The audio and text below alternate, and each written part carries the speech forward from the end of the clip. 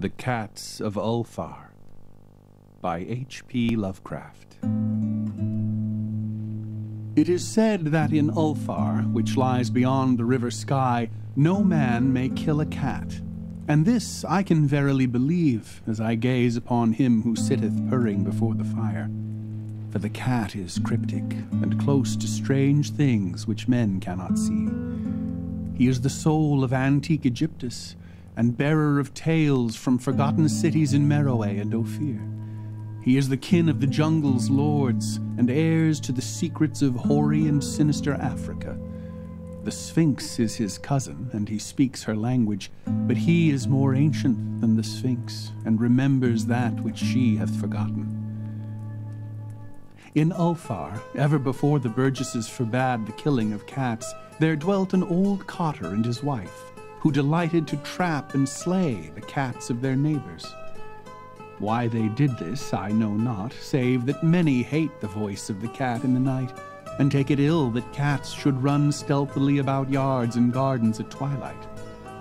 But whatever the reason, this old man and woman took pleasure in trapping and slaying every cat which came near to their hovel. But the villagers did not discuss such things with the old man and his wife because of the habitual expression on the withered faces of the two, and because their cottage was so small and so darkly hidden under spreading oaks at the back of a neglected yard. In truth, much as the owners of cats hated these odd folk, they feared them more, and instead of berating them as brutal assassins, merely took care that no cherished pet or mouser should stray toward the remote hovel under the dark trees. When through some unavoidable oversight a cat was missed, and sounds heard after dark, the loser would lament impotently, or console himself by thanking fate that it was not one of his children who had thus vanished. For the people of Ulthar were simple, and knew not whence it is all cats first came. One day a caravan of strange wanderers from the south entered the narrow cobbled streets of Ulthar. Dark wanderers they were, and unlike the other roving folk who passed through the village twice every year. In the marketplace they told fortunes for silver, and bought gay beads from the merchants. What was the land of these wanderers none could tell, but it was seen that they were given to strange prayers, and that they had painted on the sides of their wagons strange figures with human bodies and the heads of cats, hawks, rams, and lions. And the leader of the caravan wore a headdress with 2 horns, and a curious disc betwixt the horns. There was in this singular caravan a little boy with no father or mother, but only a tiny black kitten to cherish.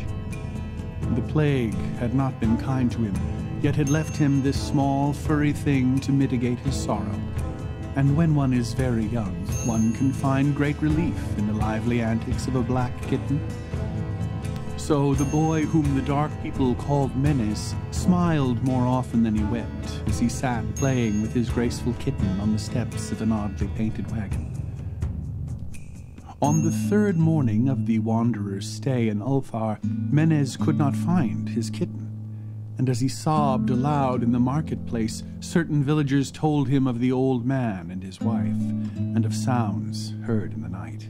And when he heard these things, his sobbing gave place to meditation, and finally to prayer.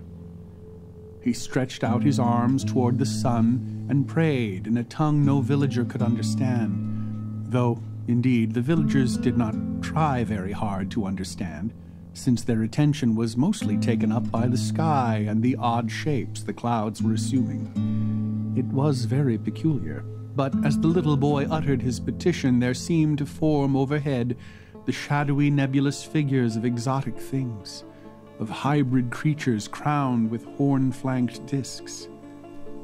Nature is full of such illusions to impress the imaginative.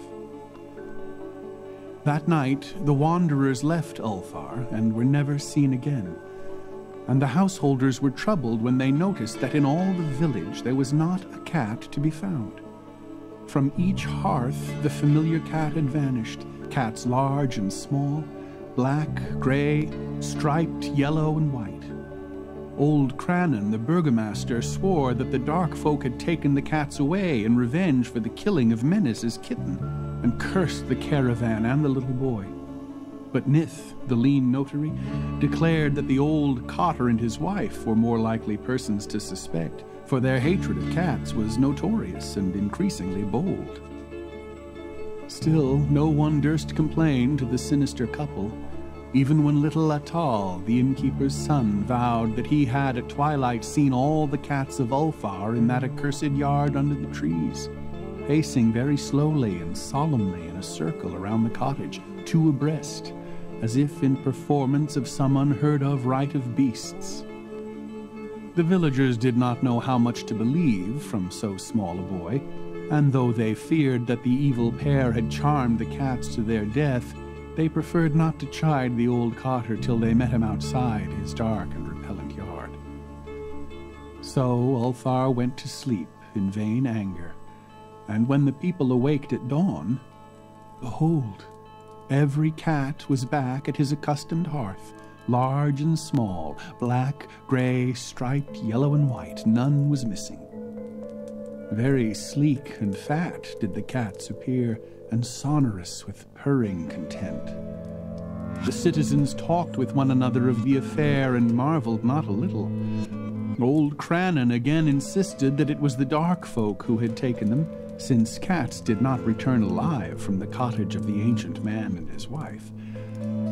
But all agreed on one thing, that the refusal of all the cats to eat their portions of meat or drink their saucers of milk was exceedingly curious.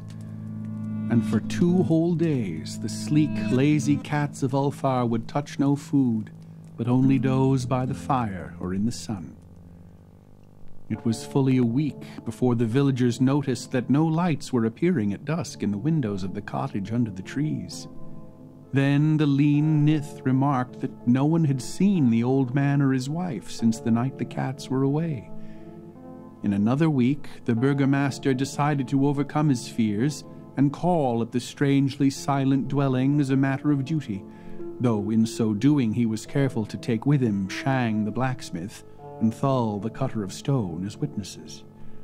And when they had broken down the frail door, they found only this: 2 cleanly picked human skeletons on the earthen floor, and a number of singular beetles crawling in the shadowy corners. There was subsequently much talk among the burgesses of Ulthar.